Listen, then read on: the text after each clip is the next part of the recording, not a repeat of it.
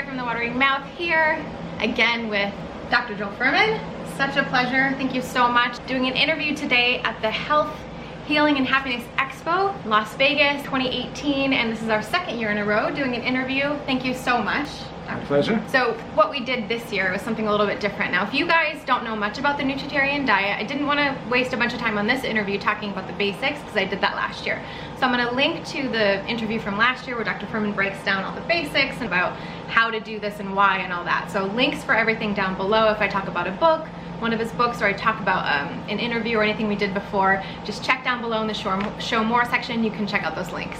Okay, but today what happened was very cool. I took a bunch of questions from my audience about eat to live questions and the diet and how to do it, challenges. One thing I wanted to mention was you have your website, drfuhrman.com, and you have an amazing member forum on there. So I got so many questions for this interview, which is a great problem to have, but many of them were basic and many of them were very personal, and I didn't really want to go into those kinds of questions this time. So just to let you know, if you're a member of Dr. Fuhrman's website, you can actually search in the forum years and years and years of answers to questions. 20,000 answers. Yeah. And people could join the Members Center to be able to ask me questions, their own personal questions, to become a member, and I can give them a little personal guidance. And I have people from all over the world. I spend a few hours a day, and then Dr. Benson also spends a few hours a day answering people's health and nutrition questions on the website too. So that way they don't have to fly in from other countries to give us to give them guidance. But it's nice that people all over the country are actually communicating with me, and it adds to the content on the website, and other people read the Q&A and they enjoy reading that too. Absolutely, and I've had so many of my own questions answered as well for family members that have questions about different things. I just go in there, search little things, and I find a lot of information that way. So check out the Member Center if I didn't get to answer one of your questions and you really want to know the answer. Otherwise, I'm going to just jump into the questions that we have today. So number one comes from Karen from California. She says she doesn't enjoy sweet potatoes as much as she likes white russets, but she knows they're higher in antioxidants. Why do others following a whole foods plant diet do okay eating white potatoes, like Chef AJ for instance? Why do some people do a lot better when they do the high starch kind of a thing? Well, first of all, when we're looking at any dietary program, looking at short-term studies or short-term effects are not really the important point. We have to look at studies that go on for decades and the long-term effects. And right now, we know that there are certain superfoods that extend slow aging, extend human lifespan, prevent cancer, and enable us to live to be 100 years old in excellent health. Right. So I could give a person a Twinkie diet, and they get sick of eating nothing but Twinkies, and they eat less calories, and they lose some weight. So that said, a Nutritarian diet is specifically designed with a full portfolio of foods that have been proven to have powerful anti-cancer effects to prevent, and a lot of people following my nutritional advice maybe haven't eaten so healthily the first half of their life. And they've already got methylation defects and damage to the cells and some diseases they want to reverse, but they could also be prone to cancer later on in life. But a Nutritarian diet with the G-bombs, with the raw cruciferous greens, with a big salad every day, with eating some berries and eating some nuts and seeds with your vegetable meal, because the nuts and seeds, the fat, facilitates the absorption of the anti-cancer carotenoids and other phytochemicals. You absorb 10 times as much of these phytochemicals when you have some nuts and seeds with the meal. So we're not recommending people snack on nuts and seeds, but hold them to use with the meal that's the highest in the vegetable content to facilitate the absorption. And looking at long-term studies that use not soft endpoints like weight loss, but hard endpoints like death and longevity, then you find that those carbohydrate-heavy diets without nuts and seeds that are fat-restricted are not conducive for longevity. The Seventh-day Adventist studies, the longest-lived Adventists were those who ate nuts and seeds. The Seventh-day Adventists who are on the high-carbohydrate, low-fat, were avoiding nuts, didn't even live as long as the ones who were not vegans, who were eating meat, who ate some nuts and seeds. They did the worst. The point also I'm making is that the foundation of a Nutritarian diet is moderate caloric restriction in an environment of micronutrient excellence, including all the full portfolio of the full orchestrated symphony of these high nutrient plant foods that work together synergistically to fight cancer, to maximize immune function, protects against pneumonia later in life. There's no diet that comes near the longevity, anti-cancer, anti-pneumonia, anti-dementia promoting effects. Because this is designed, a diet not as healthy, isn't as healthy as a diet that's more nutrient rich and nutrient complete, that's healthier. And also, some of those dietary gurus are completely irresponsible, because a lot of people on vegan diets are not getting DHA to protect their brain with aging become demented or depressed. Like maybe the high fruit diets or the high carb diets. Well, any kind of high carb diet. Well, they're not taking in enough walnuts to get the precursors, but even if you are, there's a lot of people who don't have enough of the conversion enzyme genetically to make enough EPA and DHA, and they need to take a vegan supplement to assure DHA adequacy, or they're going to get brain shrinkage with aging. And the study shows, one study on 166 non-supplementing vegans showed that about 27% were severely deficient, dangerously so, that would predict the development of later life dementia. So I'm very open and trying to spread the word that don't take a chance and listen to these irresponsible nutritional gurus that are gambling with your lifespan based on their personal philosophy that is not conservative enough to realize the potential shortcomings of a vegan diet to make it. It's not just vitamin B12. We have to make sure that people are DHA adequate. Lastly, is that we want people not to snack on nuts and seeds and not to overeat calories, because no matter what kind of diet you're on, if you're overeating, I'm never hungry. Well, if you're never hungry, you're chronically overeating. Because you should be hungry. Hunger is the best sauce. But the point I'm making is that going to bed on an empty stomach, eating an earlier and lighter dinner, having an extended period of time at night when you're not taking food is part of the Nutritarian diet. And part of a Nutritarian diet means you don't exceed your caloric needs, so you keep slim and rich in nutrients, but you also have a good balance of protein, fat, and carbohydrates from plant sources, and that makes the diet dietary adequate for a child, for a toddler, and for the elderly. A lot of these high-starch high-starch vegan diets, because they're borderline, or even like the banana, the raw food diets, the high fruit diets, bananas. too much macrobiotic, too much white rice or brown rice or potato. Right.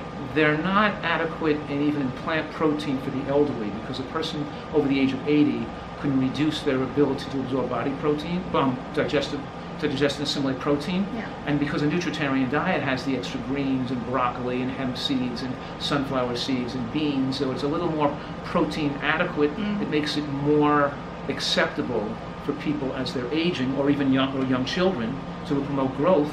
And because even though too much protein and too much animal protein can lift IGF-1 too high, later in life, if your IGF-1 drops too low, that could be a sign that you're accelerating aging, increased risk of frailty, and developing cancer. So a Nutritarian diet kind of balances, is much more considerate of all these factors that affect human life and all the differences among individuals that can get people in trouble, where some of these other diets, like you just mentioned, it's a blanket, one advice for everybody. It doesn't fit everybody. A lot of people get into trouble, and part of my career is taking people who got into trouble, following those people's advice and undoing the trouble they got into. I've been 30 years of treating the vegan community who are messing themselves up with one-size-fits-all advice. It's so there's a lot of issues here to discuss with that question. Great, thank you.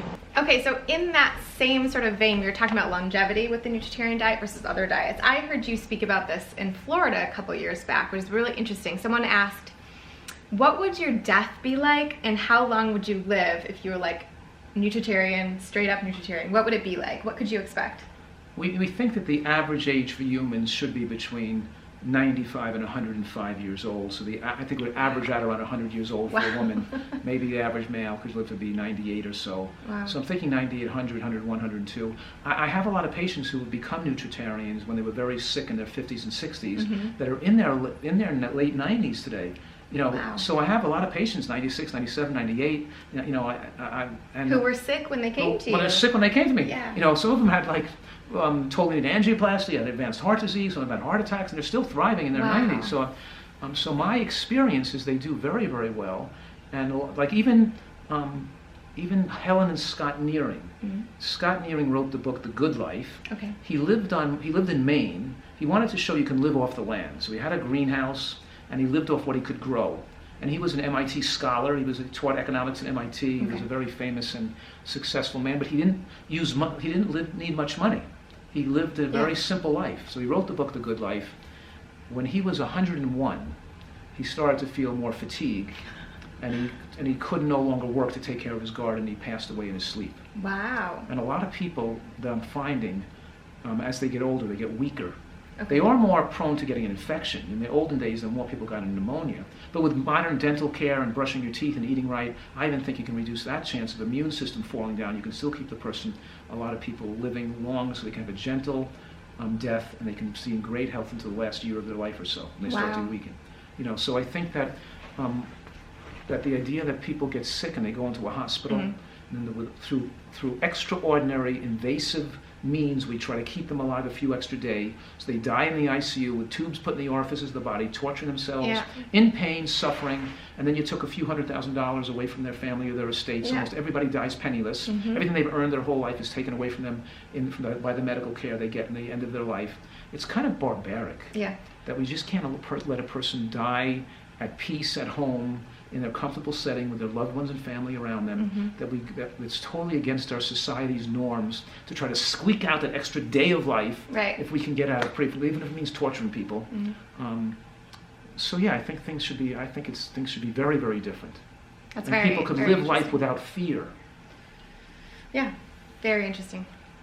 I like that. Thank you. Okay, even if I have time to prep, I don't always have time to eat a big salad due to work and school schedules. What's the healthiest thing to eat that doesn't take so long to chew? Throw it in a blender. Throw it in a blender. Eat a blended salad. Smart. Lettuce, a banana, some flax seeds, tomatoes, strawberries. Just throw it in a blender, blend it up, and take it on the work. Drink it in your car while you're driving down this road. It's very simple. Genius. Okay. Or open a one of my boxes of soups. And Yeah. you can eat it cold. You can warm it up. Yep. You know, I eat those when I'm in a rush. I eat my I have a soup called Supreme Greens. It's in a box, one of those Tetra Packs. Yeah, but it's not really a soup. It's like a thick vegetable dish. Okay. That's just green vegetables with a cashew sauce, and it tastes really good. And I don't do that all the time because I'm more likely making things fresh. Sure. But I even make my own. So I make some stuff for people for that situation. So people have the salad dressing made. They have the greens and the soups and the chilies and the sauces made to make. So they have no excuse with an obstacle, and they can't do this. Okay. Even though I'm not, I'm using them when you're in a pinch. I'm not eating that stuff all the time, but those foods I make are really convenient and help a lot of people. Right.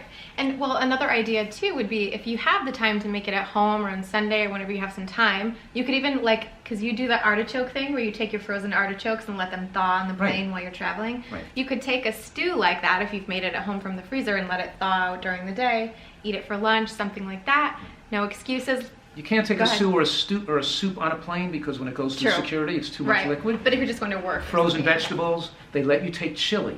If it's not thick enough with beans, I've been able to take chili through like a bean chili, a stew. If it's too watery, they won't let you take it through. But if I have it, I say it's not soup, it's a chili. They let me take it through. You know what I mean? Good to know. Okay, so chili is good for the plane. Good. Okay, check. Okay, so the same sort of idea there, somebody who's busy. I want to try to set up this scenario because I hear this a lot from people in my audience. Imagine the busiest person you can, right? We're all busy, but imagine somebody who has like 5 kids. They've got to take them to different practices and things like that. Let's say they didn't have time to prepare something that day.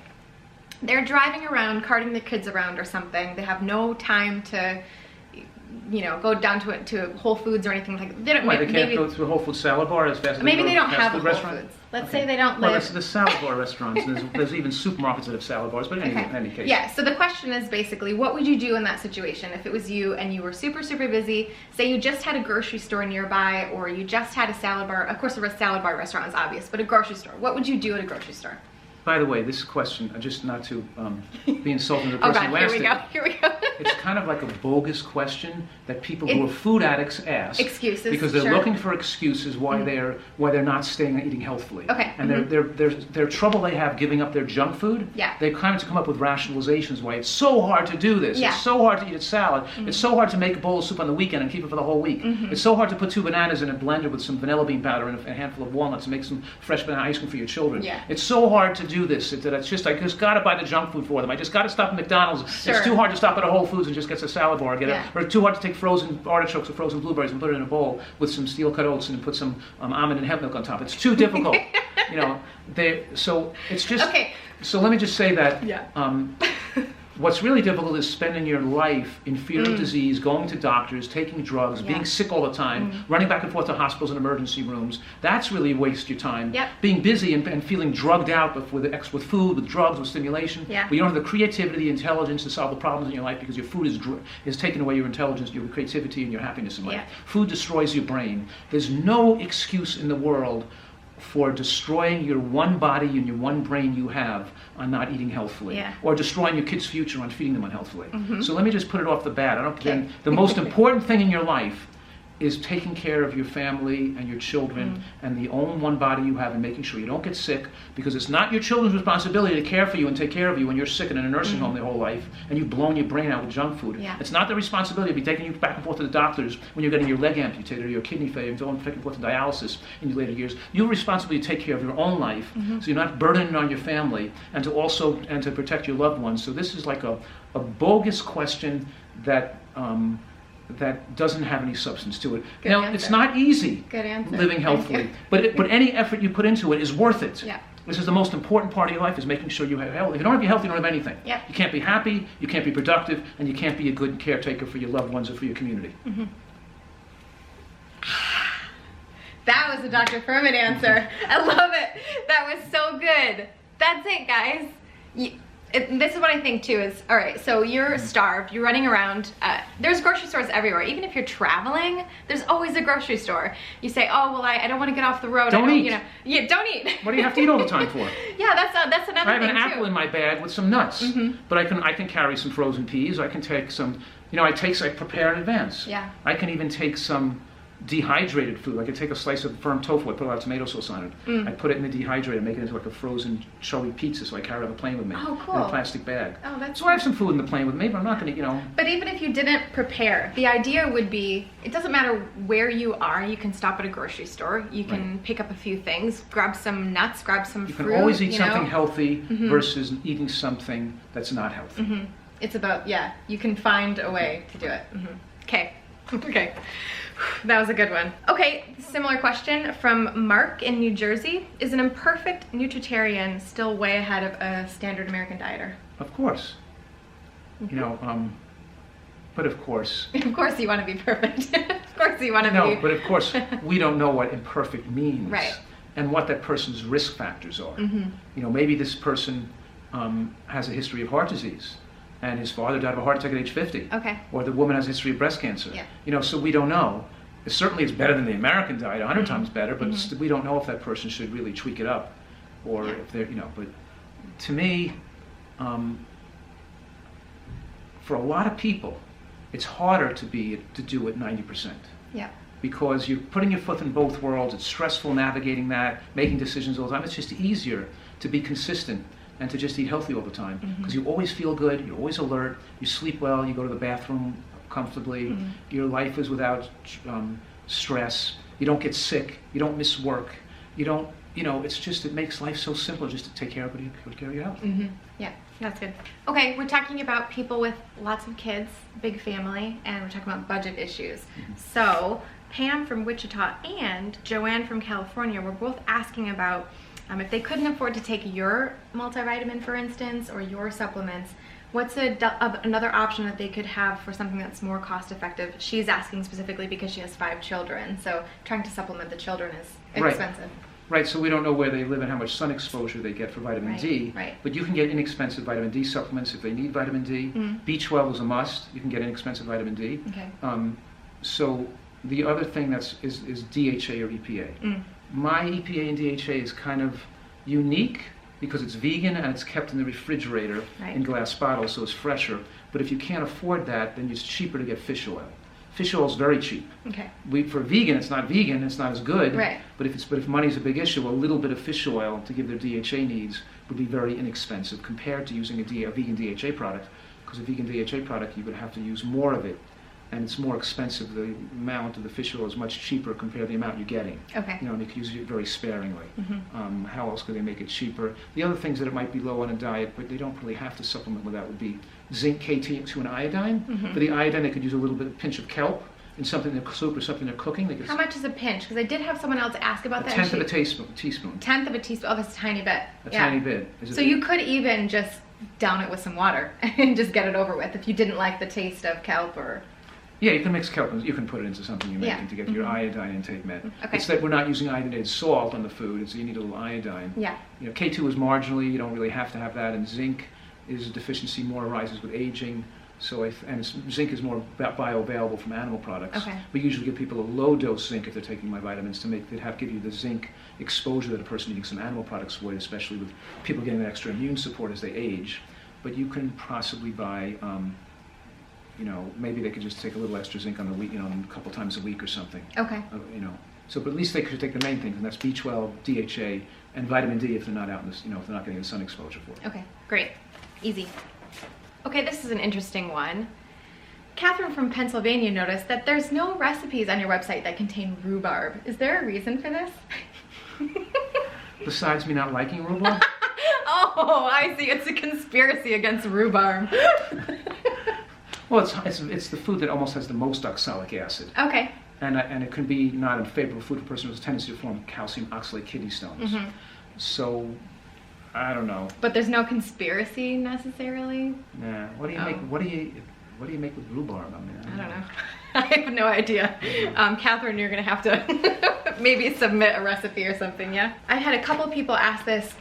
One has a child. This is Diana from Pennsylvania, and then Larry from Florida.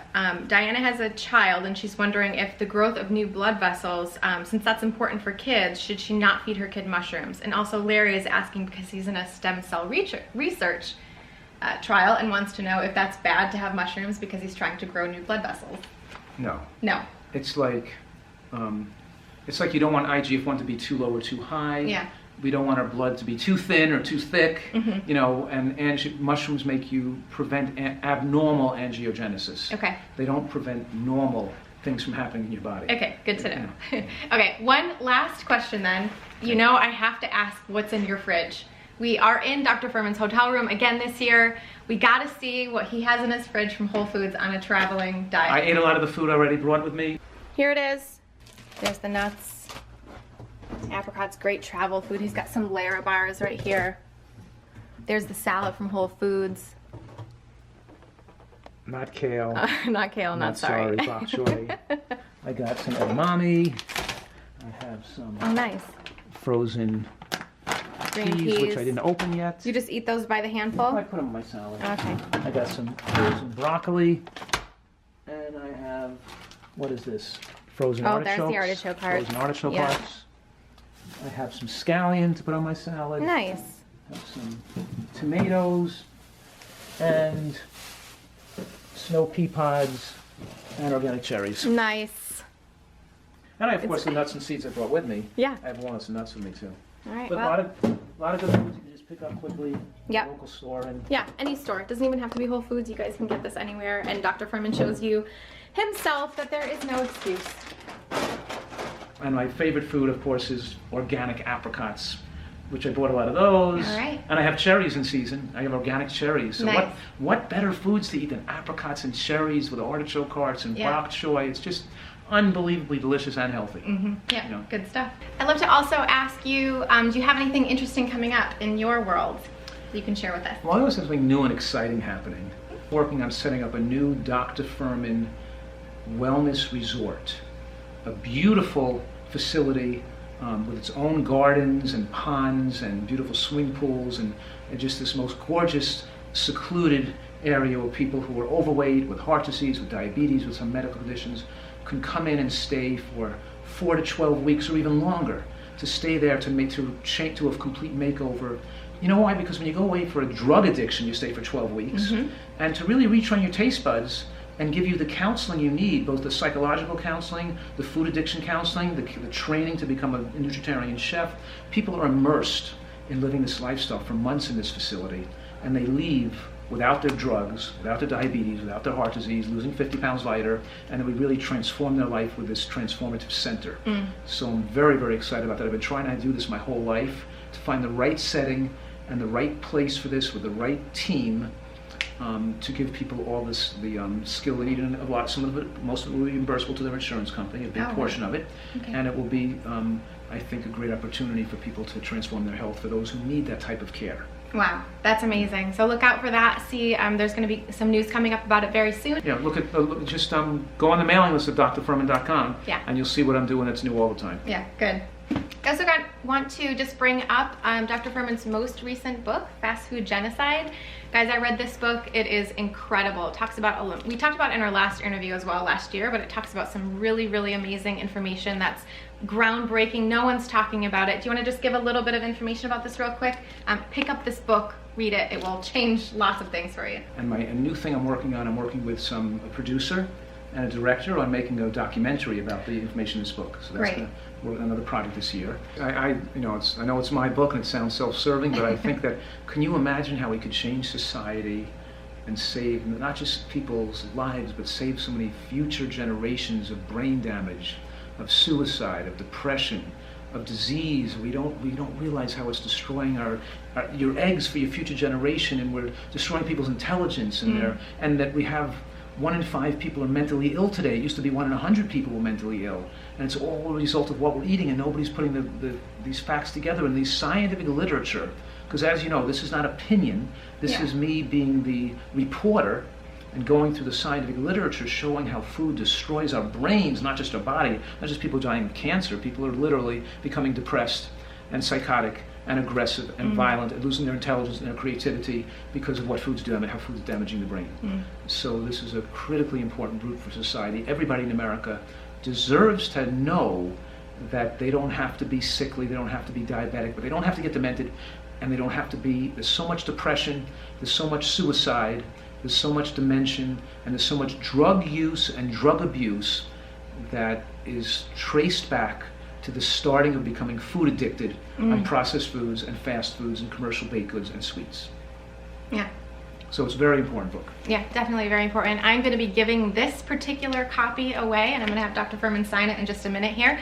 So along with this video, check down below for the way that you can get in on the giveaway of this book. Yeah. All right, well, you guys heard it here from Dr. Fuhrman. Dr. Fuhrman, thank you so much for your time. We all appreciate it. And if you guys like this video, please like, comment, subscribe. It really helped me out to be able to bring more videos like this to you. As I said, all links are down below if you want to know anything about anything we've talked about.